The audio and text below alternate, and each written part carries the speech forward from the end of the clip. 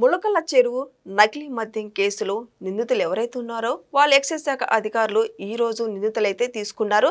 అయితే మరి ముఖ్యంగా తొవ్వే కొద్దీ విచారణ జరిపే కొద్దీ కొత్త పేర్లు వెలుగులోకి వస్తాయి. మరి ఇందులో ముఖ్య పాత్ర వైసీపీ నేతలదేనని మనకు వస్తున్న సమాచారం. ఈ వైసీపీ నేతల్లో ఇప్పుడు జోగి రమేష్ గారు అయితే నాకు ఎలాంటి సంబంధం లేదని, నేను ఎక్కడికి వెళ్ళి ఏ గుడిలోకి వెళ్ళినా సరే ప్రమాణం చేయమన్నా చేస్తాను అని తను గగ్గోలు పెట్టడం చూస్తున్నాం.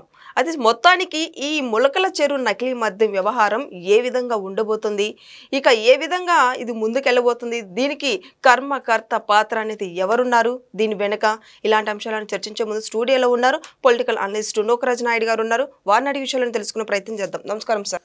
నమస్కారం అండి.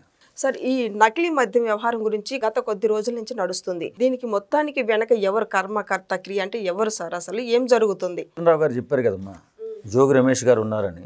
వాస్తవంగా ఈ మధ్య జోగి రమేష్ చంద్రబాబు నాయుడు గారిని ఏకవచనంతో మాట్లాడుతూ, తర్వాత మన లోకేష్ బాబుని కూడా ఏకవచనంతో, చంద్రబాబు నాయుడు రా ప్రమాణం చేద్దాం, రా తిరుపతి వెళ్దాం, రా తిరుపతిలో ప్రమాణం చేద్దాం, నీ ఫ్యామిలీని తీసుకురన్నా.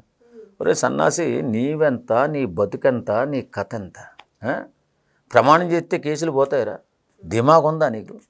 ఇప్పుడు ప్రమాణం చేస్తే కేసులు తీసేస్తారంటే చాలామంది దుర్మార్గులు, నీచులు, నీలాంటి దరిద్రులు చాలా ప్రమాణాలు చేసేస్తారు, అంతే కదా. చేసింది తప్పు చిన్న తప్పు కాదు, పెద్ద ఆర్థిక నేరంతో పాటు హత్యలు.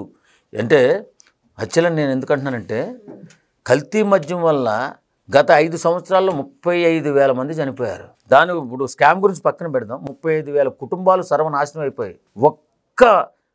ఒక చిన్న మనస్తాపం కూడా లేదు ఈ దుర్మార్గుడికి. ఇష్టానుసారంగా మాట్లాడుతున్నాడు. ఈవేళ పతివ్రతలాగా ఏదో పెద్ద గొప్ప సంస్కర్తలాగా మాట్లాడుతున్నాడు. నీకు ఎలా వచ్చాయా 100 కోట్ల ఆస్తులు? ఎలా వచ్చినాయి? నిజంగా చెప్తే మంత్రిగా ఉన్నప్పుడు కానీ, ఎమ్మెల్యేగా ఉన్నప్పుడు కానీ ఆయన చేసిన దుర్మార్గాలు ఇన్ని కాదు. డెన్నులు పెట్టి సెటిల్మెంట్లు చేసి ఆయన నియోజకవర్గంలో సర్వనాశనం చేసాడు నియోజకవర్గాన్ని. ఈయన మాత్రం సంపాదించుకున్నారు. ఈయన కుటుంబీకులు వీళ్ళ అనుచరులు మాత్రం బాగా సంపాదించుకున్నారు. ఈవేళ వచ్చి పెద్ద గొప్ప నీతివంతులా మాట్లాడుతున్నాడు. నేను చాలా గొప్పవాడిని, చాలా నిజాయితీపరుని, నాకు బాగా సంస్కారం ఉంది. సంస్కారం ఉన్న మనిషి అతను. అసెంబ్లీలో, దేవాలయం లాంటి అసెంబ్లీలో ఇష్టానుసారం మాట్లాడడం మర్చిపోయావా జోగి రమేష్? దేవుడు లాంటి పవన్ కళ్యాణ్, దేవుడు అని ఎందుకంటున్నానంటే, పవన్ కళ్యాణ్ గారు సంపాదించిన దాంట్లో సగం సొమ్ము పేద ప్రజలు ఉన్నతకే ఉపయోగించారు కదా. నీ ప్రభుత్వంలో 3,000 మంది చనిపోతే రైతులు ఒక్కొక్కరికి ₹1,00,000 ఇచ్చాడు కదా. ఆయనకి ఏం పదవి ఉందని ఇచ్చాడా? అలాంటి వ్యక్తిని తీసుకొచ్చి నువ్వు రే పవన్ కళ్యాణ్ పిచ్చు కుక్క అని ఇష్టానుసారం మాట్లాడినవి. నువ్వు సమాజానికి పెట్టినటువంటి పిచ్చు కుక్కవి. నువ్వు జగన్మోహన్ రెడ్డి దగ్గర హచ్చు కుక్కవి. నిజంగా వీడు ఇంత నీచమైన కుక్కని ఎక్కడ నేను రాజకీయాల్లో చూడలేదండి. ఎథిక్స్ లేవా? చిన్న పెద్ద తేడా ఉండదా? తారతమ్యాలు ఏముండవా? మళ్ళీ నేను బీసీని బోర్ని ఆడడం ఎందుకు? చేసిన తప్పులు చేసేసి సమాజాన్ని సర్వనాశనం చేసేసి ఇష్టానుసారంగా కుటుంబాలు సర్వనాశనం చేసేటటువంటి కల్తీ మధ్యలో నువ్వు ఉన్నావు, నీదే పాత్ర అని చెప్పి జనార్దన్ రావు అంత క్లియర్గా చెప్తుంటే సిగ్గు లేకుండా ఇష్టానుసారం మాట్లాడుతూ పెద్ద చిన్న లేకుండా ముఖ్యమంత్రి గారిని పట్టుకుని అంత మాట అంటావా? మరి నువ్వు ఎథిక్స్ ఉన్న మనిషివేనా? వేళ కరెక్ట్గా క్లియర్గా నమ్మవలసిన పరిస్థితి ఉంది. ఎందుకంటే ఇతను చాలా దుర్మార్గుడు జోగి రమేష్ అనేవాడు. కాబట్టి అలాంటి బూతులు వస్తాయి. చిన్న పెద్ద తేడా ఉండదు, మంచి మానవత్వం ఉండదు. కాబట్టి ఈవేళ వీడు నంగనాసి మాట్లాడితే నమ్మేస్తారండి ప్రజలు. ఓట్లో ప్రమాణాలు చేసేస్తే కేసులు పోతాయండి. ఎక్కడైతే 32 కేసులు మీ జగన్మోహన్ రెడ్డి 32 ఓట్లు ఎప్పుడో చేసేవాడు కదా, 32 ప్రమాణాలు ఎప్పుడో చేసేసేవాడు కదా. సిగ్గు లేకుండా చేసిన దుర్మార్గం అంతా చేసి ఈవేళ పెద్ద గొప్ప నాయకుడిలాగా, గొప్ప ఏదో సంస్కారవంతులాగా, గొప్ప సమాజ సంస్కర్తలాగా మాట్లాడుతున్నాడు ఈ దుర్మార్గుడు జోగి రమేష్. నిజంగా అండి, ఇంత ఆర్థిక నేరస్తులు, చాలా భవిష్యత్తు కోసం ఎదురు చూస్తున్న కొన్ని లక్షల మంది బిడ్డల జీవితాలు పణంగా పెట్టినటువంటి దుర్మార్గులు వీళ్ళు. నిజం కొన్ని వేల మంది కుటుంబాలను సర్వనాశనం చేసినటువంటి దుర్మార్గుడు జోగి రమేష్. కాబట్టి ఇలాంటి దుర్మార్గులకు తగిన శిక్ష పడాలా. వాడు ఏదో నిజాయితీపరులుగా రా రా అని గొంతెత్తుకుని అరిచిపోతే వచ్చే నువ్వు చేసిన తప్పు సమసిపోద్దా? నువ్వు ప్రమాణం చేస్తే వదిలేస్తారా? ఇప్పటికీ కూడా మేమేం చేయలేదనే తప్పు వాళ్ళు ఒప్పుకుంటున్నారు సార్. మేమేం దొంగను ఒప్పుకుంటాడా? గజ్జ దొంగ వీడు, గజ్జ దొంగమ్మ జోగి రమేష్ అనేవాడు దుర్మార్గుడు వీడు. సమాజంలో మంచి చెడు లేదు. ఫస్ట్ నిజంగా మన అసెంబ్లీలో ఫస్ట్ ఎప్పుడో చూశాను నేను, ఒక 7 సంవత్సరాల క్రితం. ఇంత దుర్మార్గంగా ప్రవర్తన చేశాడు ఇతను. బూతులు తిట్టాడు అసెంబ్లీలో, మా నాయకుడిని తిట్టాడు, పవన్ కళ్యాణ్ని. అంత దుర్మార్గుడు వీడు. కానీ వాళ్ళు వచ్చేసి పెద్ద పెద్దగా అరిచేసి పెద్ద నిజాయితీ పరుడిని నేను రా, నువ్వు కూడా రా ఫ్యామిలీ తీసుకుని. నువ్వేంటి నీ బతుకండి, చంద్రబాబు నాయుడు గారి ఫ్యామిలీ తీసుకుని రావాలా ప్రమాణం చేయడానికి? రాక్షసుడు నువ్వు, దేవుడు ఆయన అలాంటి వ్యక్తిని పట్టుకుని, అంత సీనియర్ని పట్టుకుని అసలు ఈరోజు అదిరా తెలంగాణ ప్రజలు చెప్పుకుంటున్నారు చంద్రబాబు నాయుడు చూపించిన దారి. ఈవేళ తెలంగాణ ఇంత సస్యశ్యామలంగా ఉండటానికి కానీ ఎక్కడ చూడు ఆయన ఎంత దూరదృష్టి, పెద్ద పెద్ద పార్కులు నిర్మించారు, ఐటీ రంగాన్ని తీసుకొచ్చారు మహానుభావుడు అని చెప్పి చేతులెత్తి తెలంగాణ వాళ్ళు చెప్పుకుంటుంటే నువ్వు వచ్చి చంద్రబాబు నాయుడు అంటావా? సంస్కారం లేదురా సన్నాసి, నీకు సంస్కారం ఉండాలి కదా. నిన్ను చూసి 10 మంది నేర్చుకుంటావు, నువ్వు ఒక నాయకుడు అని చెప్పుకుంటున్నావు కదా. కాబట్టి ఇలాంటి దుర్మార్గులు ఖచ్చితంగా తొక్కి పీక మీద కాలేసి తొక్కి జైల్లో వేయాల్సిన అవసరం ఉంది.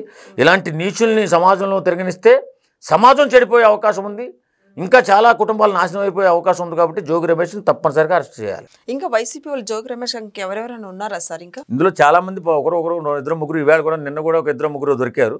మరి ఎంతమంది ఉన్నారో పోలీసు వారు నిజంగా చాలా నిజాయితీగా ఇన్వెస్టిగేషన్ చేసి ఈవేళ రాష్ట్రంలో నిజంగా పోలీసు వ్యవస్థ గురించి మాట్లాడాలి. జగన్మోహన్ రెడ్డి ఉన్నప్పుడు పోలీసు వ్యవస్థ తెలంగాణలో చాలా పటిష్టంగా ఉందని చెప్పి తెలంగాణ వాళ్ళు చాలామంది చెప్పుకున్నారు. నిజంగా అప్పుడు తెలంగాణ పోలీసు వ్యవస్థ చాలా కంట్రోల్, చాలా ఇదిగా ఉంటుంది. ఇది వాస్తవం, ఎవరు అవునన్నా కాదన్నా తెలంగాణ పోలీసు వ్యవస్థ అంత బలంగా ఏ రాష్ట్ర పోలీసు వ్యవస్థ కూడా లేదు. కానీ ఈవేళ కూటమి ప్రభుత్వం వచ్చిన తర్వాత మన ఆంధ్ర పోలీసు వ్యవస్థ కూడా చాలా అద్భుతమైన పగడ్బందీ ప్లాన్ తోటి అన్నిటినీ కూడా చక్కగా ఎక్కడ ల్యాండ్ ఆర్డర్ ప్రాబ్లం లేకుండా చక్కగా నిర్వహిస్తుంది. నిజంగా పోలీసు వారికి ధన్యవాదాలు తెలపాలి. ఇన్వెస్టిగేషన్లో చాలా ముందుకెళ్తున్నారు. తెలంగాణను దాటి వెళ్ళే పరిస్థితి త్వరలో వస్తుంది. పోలీసు వ్యవస్థను దాటి ఆ పోలీసు వ్యవస్థ బాగుంటుందని చెప్పి వాళ్ళు కూడా పగడ్బందీగా పనిచేస్తున్నారు. ఇక్కడ తెలంగాణ వాళ్ళు మాత్రం తెలంగాణ పోలీసు వ్యవస్థ మాత్రం చాలా బలంగా ఉంది. దానికి ధీటుగా ఆంధ్ర పోలీసు వ్యవస్థ రెడీ అవుతుంది ఖచ్చితంగా. అది కూటమి ప్రభుత్వం వల్ల అయింది. జగన్ ప్రభుత్వం ఉన్నప్పుడు వాళ్ళంతా బాకాలు ఊరుకున్నారు కూడా, అది పక్కన పెట్టేసండి, దాని గురించి మాట్లాడకూడదు. ఈ కేసులోనే కాదు, లిక్కర్ కేసులో కానీ లిక్కర్ కేసులో కూడా చాలా పకడ్బందీగా అక్కడ ఇన్వెస్టిగేషన్ జరుగుతుంది. త్వరలో ప్రతి ఒక్క దొంగని నేను ఎందుకంటున్నానంటే సమాజంలో నేను చెప్తున్న ఆర్థిక నేరస్తుడు మర్డరిస్ట్ కంటే ప్రమాదం. ఒక మర్డరిస్ట్ ఒకరిని మాత్రమే చంపుతాడు. ఈ ఆర్థిక నేరస్తులు కొన్ని లక్షల మంది బిడ్డల జీవితాలు సర్వనాశనం చేస్తారు. ఎందుకంటే కుదేలైపోద్దమ్మా, రాష్ట్రాలు కుదేలైపోతాయి. లక్షల కోట్లు 100 కోట్లు దోషేస్తుంటే బిడ్డల భవిష్యత్తు ఏముంటుంది? ప్రగతి ఎక్కడి నుంచి వస్తుంది? రాదు కదా. రానప్పుడు ఈ దుర్మార్గులు ఇంత సంపాదించుకొని విచ్చలవిడిగా సమాజంలో తిరుగుతూ వికిలి చేష్టలు వెర్రిపనులు చేస్తూ ఉంటే భవిష్యత్తు కనపడదు. కాబట్టి ఇలాంటి వ్యక్తుల్ని సమాజంలో తిరగనివ్వకూడదు. ఖచ్చితంగా తగిన శిక్ష పడాలి. వీళ్ళని ఖచ్చితంగా జైల్లో పెట్టవలసిన అవసరం ఎంతైనా ఉంది. సరే, గత 5 సంవత్సరాల జరిగిన లిక్కర్ స్కామ్ కావచ్చు, ఇప్పుడు నకిలీ మద్య స్కామ్ కావచ్చు, ఇన్వెస్టిగేషన్ ఇంత త్వరగా నడుస్తుంది. అయితే ఈ క్రమంలో జగన్మోహన్ రెడ్డి ఎక్కడని ప్రజలు అడుగుతున్నారు. ఇక ఇది మొత్తం కంప్లీట్ అయితే జగన్మోహన్ రెడ్డి అరెస్ట్ అవుతారని సమాచారం వస్తుంది. ఏమంటారు సార్? ఇది ఖచ్చితంగా అరెస్ట్ అవుతాడమ్మా. అది 3200 కోట్లు. ఎంత? 3200 కోట్లు లిక్కర్ స్కామ్. అది ఎంత స్కామో చూడండి. దానివల్ల ఎన్ని ఫ్యాక్టరీలు పెట్టచ్చు, ఎంతమందికి ఉద్యోగాలు ఇవ్వచ్చు. అది ఒక్క లిక్కర్ స్కామ్లో. ఇంకా ఇసుకలో ఉంది, చాలా ఉన్నాయమ్మా. అవన్నిటి వల్ల జగన్మోహన్ రెడ్డి ఖచ్చితంగా అరెస్ట్ అవుతాడని చెప్పి అందరూ అనుకుంటున్నారు. ఈ కేసులోనే కాకుండా ఆ కేసులు కూడా మొత్తం కలిపి జగన్మోహన్ రెడ్డి జైలుకి వెళ్ళడం ఖాయం. జీవితాంతం జైల్లో ఉండేటువంటి ఆర్థిక నేరస్తుడు జగన్మోహన్ రెడ్డి చెప్పి అందరూ చెప్పుకుంటున్నారు. ఖచ్చితంగా వాళ్ళు వెళ్ళిపోవడం మాత్రం గ్యారంటీ.